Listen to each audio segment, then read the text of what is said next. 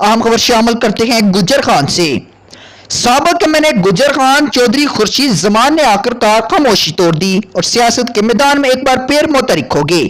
Senior مسلم لیگ نون کے رہنما سابق صوبائی وزیر چودھری محمد ریاض کے چھوٹے بھائی جو مسلم لیگ نون کے ٹکٹ پر ایم این اے منتخب ہوئے تھے، مسلم لیگ کاف دور میں اس وقت کے وزیر اعظم ظفر اللہ خان جمالی کے ساتھ بہت قریبی روابط تھے اور اس وقت یہ سمجھا جانے لگا کہ چودھری خورشید زمان مسلم لیگ کاف میں شامل ہو رہے ہیں یا پھر انہیں کوئی عام ذمہ داری سے نوازا جا رہا ہے، لیکن ایسا کچھ نہ ہوا اور چودھری خورشید زمان اچانک سیاست کا میدان چھوڑ کر گوشہ نشینی اختیار کر لی، اور جبکہ آج اچانک ان کا سامنے آنا یقیناً گجر خان کی سیاست میں ایک بڑی خلچل ہے۔ مزید تفصیلات کے مطابق سابق ایم پی اے چودھری افتخار وارثی کے پاکستان پیپلز پارٹی سے رابطے، چودھری خورشید زمان لندن سلاؤ مسلم لیگ نون کے رہنماؤں کے اشتیاق چودھری کی رہائشگاہ پر بیٹھے۔ اس موقع پر سابق M N A Chaudhry Khurshid زمان نے کہا کہ سابق ایم پی اے چودھری افتخار وارثی کی پاکستان پیپلز پارٹی اور راجہ پرویز اشرف سے رابطے شروع ہوں گے۔ چودھری خورشید زمان کے مطابق سابق ایم پی اے چودھری افتخار وارثی اگر ایسا قدم اٹھاتے ہیں تو یہ ایک نہایت غیر دانشمندانہ قدم ہوگا۔ چودھری خورشید زمان نے مزید کہا کہ اب وقت آ گیا کہ نظریاتی کارکنوں کو اہمیت دی جائے، پڑھے لکھے کارکنوں کو نظر انداز کرنے کا وقت گزر گیا ہے۔ پارٹی کی طرف سے تنظیم سازی کے عمل میں کیے گئے غلط فیصلوں کو جس قدر پارٹی کارکنوں نے رد کیا، اس بات سے مسلم لیگ نون گجر خان کی قیادت کو یہ بات سمجھ لینی چاہیے کہ آئندہ نظریاتی اور محنتی کارکنوں کو نظر انداز کر کے اپنی سیاسی دکان نہیں چمکا سکتے۔ اس موقع پر چیئرمین او پی ایل مسلم لیگی رہنما چودھری اشتیاق نے چودھری خورشید زمان کو اپنی بھرپور حمایت کا یقین دلایا اور پی پی آر سے ایم پی ایز کا ٹکٹ ملنے پر دور شریعت کو چھوڑ کر انتخابات میں حصہ لینے کا اعلان کیا اور کہا کہ اگر ٹکٹ نہ ملا تو پھر بھی مسلم لیگ نون گجر خان کو کامیاب بنانے کے لیے اپنا بھرپور کردار ادا کرنے کی یقین دہانی کروائی۔ سابق M N A Chaudhry Khurshid Zaman Muslim League Noon برطانیہ کے سینئر رہنما Khawaja Muhammad Irfan of Gujar Khan, general secretary O P L senior رہنما مسلم لیگ نون چودھری ارشد ٹھیکیدار، سینئر سیاسی و سماجی شخصیت و کوارڈینیٹر مسلم لیگ نون کے رہنما چودھری اطران فیصل مجٹھو، چودھری آفتاب آف ہائی ویلکم، ممتاز مسلم لیگی رہنما چودھری صفدر آف بیول، راجہ عمر خیات آف مسا کسوال، چودھری اخلاق و دیگر نے اس موقع پر شرکت کی۔ عام خبر شامل کرتے ہیں کوٹا سے۔ اپنے سٹی رپورٹر فیضان جنجوا کی اس رپورٹ میں تحصیل کوٹا سے حکومت کی مہنگائی کم کرنے کے دعوے ہوا میں اڑا دیے گئے۔ مہنگائی کا جن بے قابو، انتظامیہ کے ملی بھگت سے کوٹا شہر میں غریب عوام کو دونوں ہاتھوں سے لوٹا جا رہا ہے۔ کوٹا حکومت کی مہنگائی کم کرنے کے دعوے ہوا میں اڑا دیے گئے۔ انتظامیہ کی ملی بھگت سے کوٹا شہر میں غریب عوام کو دونوں ہاتھوں سے لوٹا جا رہا ہے۔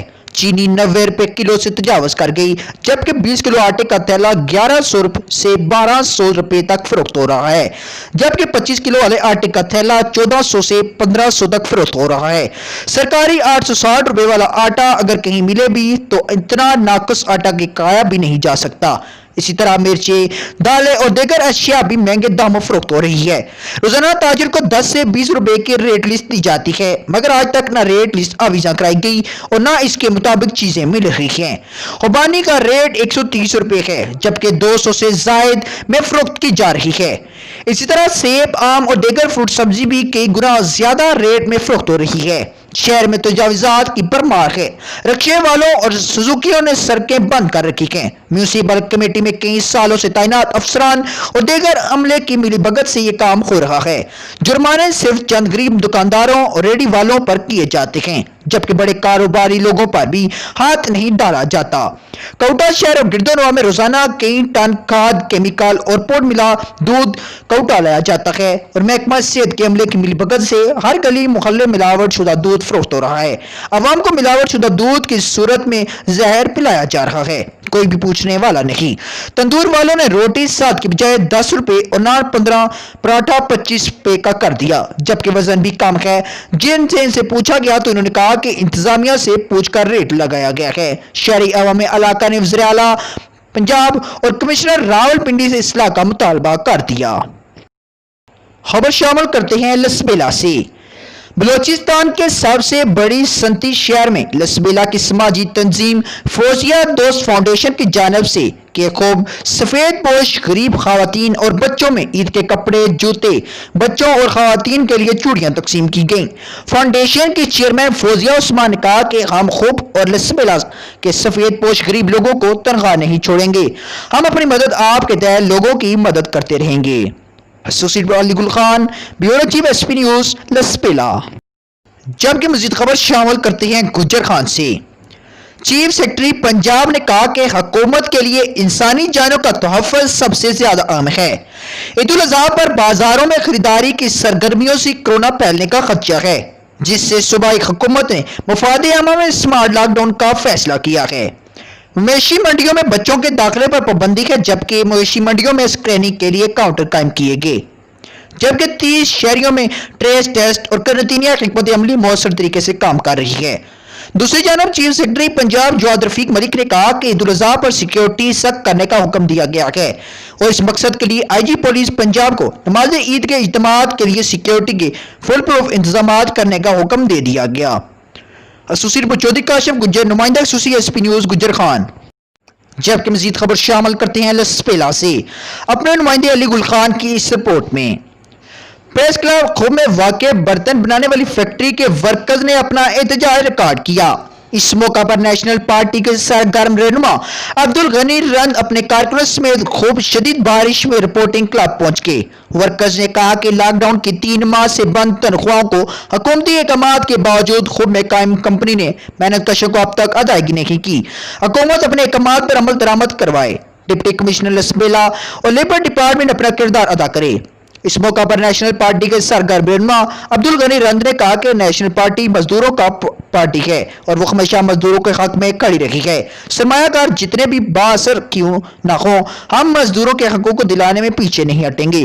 انہوں نے مزید کہا کہ خوب شہر میں صفائی ستھرائی اور پانی بجلی کا فقدان ہے۔ انشاءاللہ عید کے بعد ہم سب شہریوں کو ساتھ لے کر عوامی مسائل کو اجاگر کریں گے۔ خبر شامل کرتے ہیں تحصیل کوٹا سے۔